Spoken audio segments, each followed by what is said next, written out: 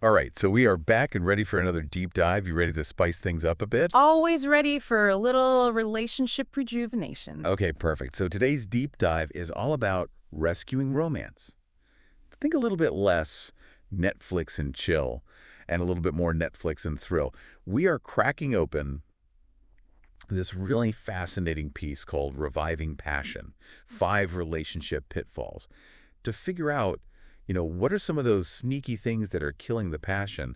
And more importantly, how do we kick them to the curb? It's always those little everyday things that can really make a huge difference, isn't it? It really is. And, it's so easy to get caught up in just, the daily grind, and we forget to nurture that romantic connection. Yeah, absolutely. But don't worry, we are here to help you rediscover that fire. So buckle up, because we're about to unpack some seriously insightful stuff. Okay, I'm buckled. All right, good. First up, and this one really surprised me. Mm. It's all about your surroundings.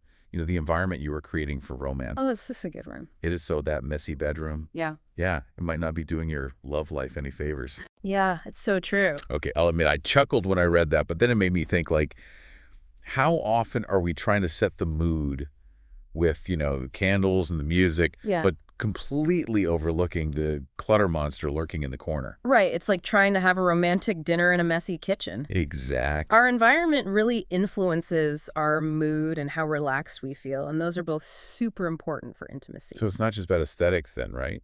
Not just aesthetics, no. It's about creating a space that feels inviting and conducive to intimacy. You know what I mean? Like a love nest. Yeah, exactly. A clean and organized space can help us feel more relaxed, more receptive, and that sets the stage for a more enjoyable and connected experience. That makes so much sense. It's almost like a form of self-care for your relationship. I love that. I love that idea. Right. Healthcare for the relationship. Okay, speaking of things that can affect our sense of connection, Yeah.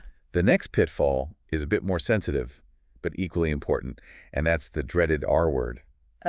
Rejection. Yeah. It's a tough one, especially when it comes to intimacy, because nobody likes to feel rejected, and it can be really hard to navigate those feelings in a relationship. Yeah, and the source really emphasizes the importance of handling rejection gracefully, both for the person initiating and the one declining. Yeah. I think, we often get caught up in our own hurt feelings and forget that the other person might be feeling just as vulnerable. That's such a good point. It's so important to remember that no isn't necessarily a rejection of you as a person, Right. There could be so many reasons behind it. Stress fatigue, body image concerns, things that have nothing to do with how much your partner desires you. Of course. The key is to create a space where you can both communicate your needs openly and honestly without that fear of judgment or pressure. It's like building that foundation of trust and understanding so that even when you're not on the same page sexually, you can still approach the situation with empathy and respect. Exactly. And, that open communication outside the bedroom is essential for navigating those inevitable desired discrepancies that happen in any long-term relationship. You know what I mean? Oh, for sure. And this next one is a sneaky passion killer that I think a lot of us might be guilty of without even realizing it, negativity. Oh, yeah. It's so easy to get bogged down in the day-to-day stresses of life and let that negativity spill over into our relationships. And it makes sense, right? Because think about it, how attractive is someone who's constantly criticizing you, putting you down, focusing on the negative? Totally. It's definitely not a recipe for feeling warm and fuzzy. I love how this source puts it, constant criticism isn't exactly an aphrodisiac. So true. And what's even more fascinating is the link between negativity and self-esteem. Right. When we're constantly bombarded with criticism, our self-esteem takes a hit, which directly impacts our confidence and in turn our willingness to be intimate and vulnerable with our partner. It's a domino effect. It is. Negativity crushes confidence, which then shuts down the desire to connect on a deeper level, Oh, absolutely. Mm. And the opposite is also true. Yes. Imagine how powerful it is to feel genuinely appreciated and supported by your partner. Oh, my It God. boosts your confidence, makes you feel more attractive, more desirable, and opens you up to more intimacy. Absolutely. And you know what? Speaking of feeling good and getting that boost of confidence, Yes. we wanted to remind our listeners to follow and subscribe to Unleash You. Yes, please do. We've got tons of incredible insights on relationships and personal growth, new episodes every week to help you unleash your full potential. That's right. And for any of our listeners who are divorced women and maybe thinking about getting back into the dating scene, Yes. we have a fantastic resource for you, our post-divorce safety audit. Yes. You can find the link in the description below. We know dating after divorce comes with its own unique challenges, and we want to make sure you feel empowered and safe as you navigate this new chapter. Absolutely. Safety and well-being are paramount.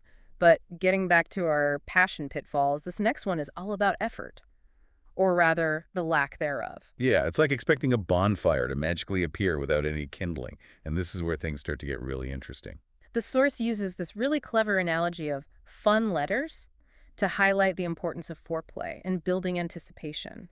It's not just about the main event, it's about enjoying the journey, the slow burn that leads to a much more satisfying experience. Okay, I have to know more about these fun letters. Can we unpack that a bit? Of course, it's all about. Yeah. It's all about creating that sense of anticipation and excitement, Yeah. sending little messages throughout the day that build up to something more. Okay. Think like flurry texts or playful suggestions, maybe even leave a little surprise for your partner to find later. Ooh, I love that. So you're creating a treasure hunt for intimacy, Exactly. keeping that playful energy alive all day long. Exactly. It's about tapping into that sense of playfulness and reminding yourselves that intimacy can be fun and exciting.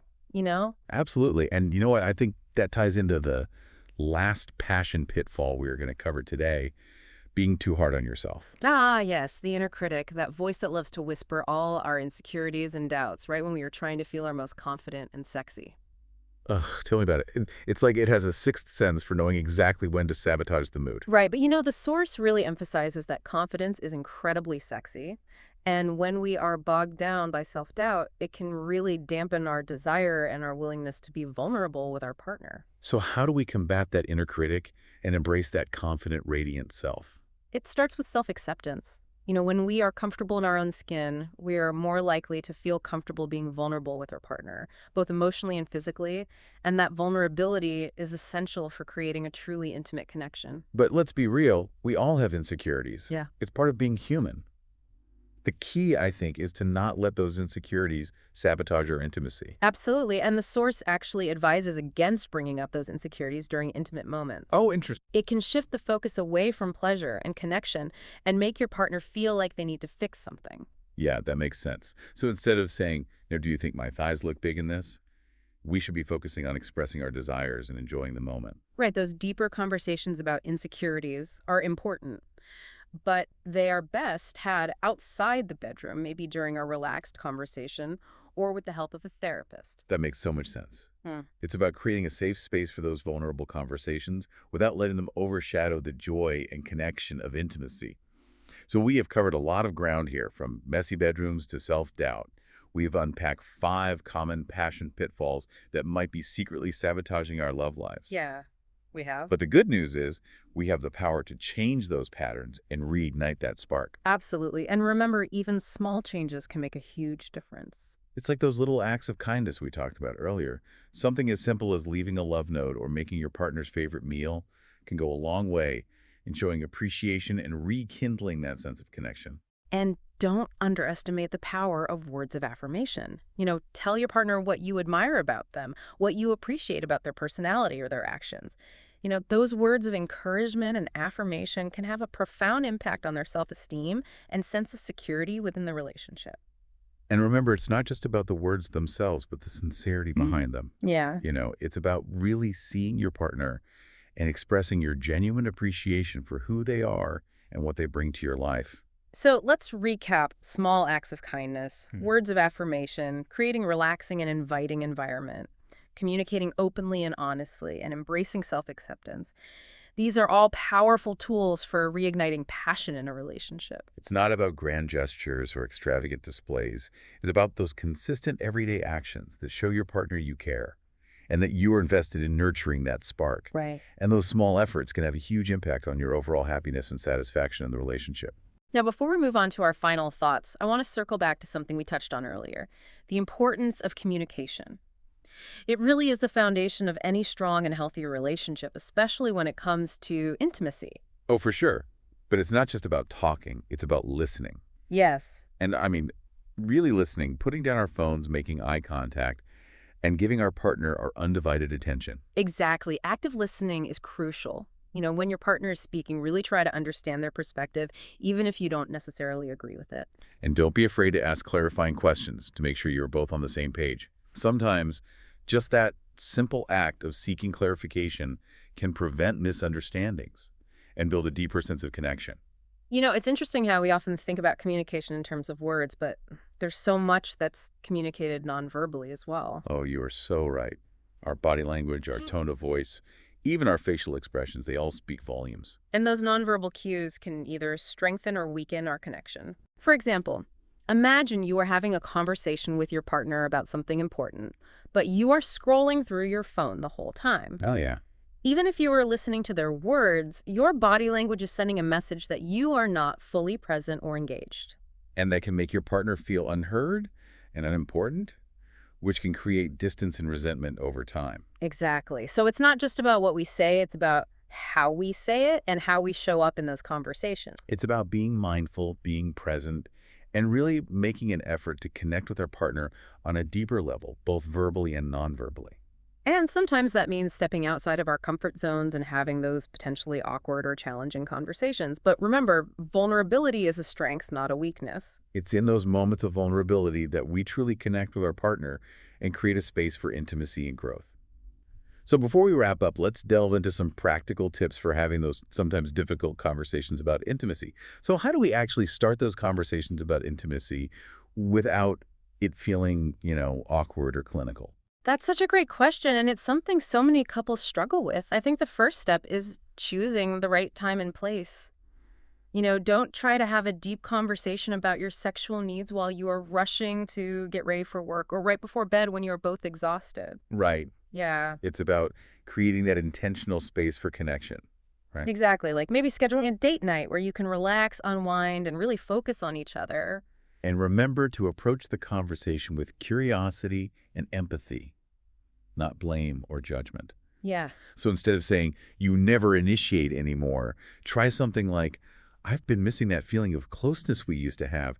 Could we explore some ways to bring back that spark? I love that it's about focusing on your own feelings and desires while also inviting your partner to share theirs. Right. And remember to listen actively to what your partner is saying, both verbally and non-verbally. Yes. Try to understand their perspective, even if you don't necessarily agree with it. It's about creating that safe space where both partners feel heard and respected, even if you are talking about something that feels a little uncomfortable. Exactly. And don't be afraid to use humor to lighten the mood. Sometimes a little laughter can help break down those walls and make it easier to talk about sensitive topics. This whole conversation reminds me of something we often say here at Unleash. Communication is like a muscle. The more we use it, the stronger it gets. That's such a great analogy. It's true. The more we practice open and honest communication with our partner, the easier it becomes, and the rewards are well worth the effort. Absolutely. Effective communication is the key to building a stronger, more intimate, more fulfilling relationship. And it's something we can continuously work on and improve upon throughout our journey together. Now, as we wrap up this deep dive into reigniting passion, I want to leave you with one final thought. Remember that relationships like life are constantly evolving. There will be ups and downs, seasons of intense connection, and times when that spark might feel a little dimmer. But that doesn't mean the love is gone. It just means we need to put in a little effort to nurture it. And remember those small, consistent actions we talked about, the kind words, the thoughtful gestures, the moments of genuine connection. Those are the building blocks of a lasting and passionate relationship. So go out there and make some magic, tidy up that bedroom, send a flirty text plan, a romantic date night, and most importantly, talk to each other. Open your hearts, share your desires, and watch that spark reignite. Remember, the journey of love is always more fulfilling when we embark on it together. Until next time, keep those flames burning bright.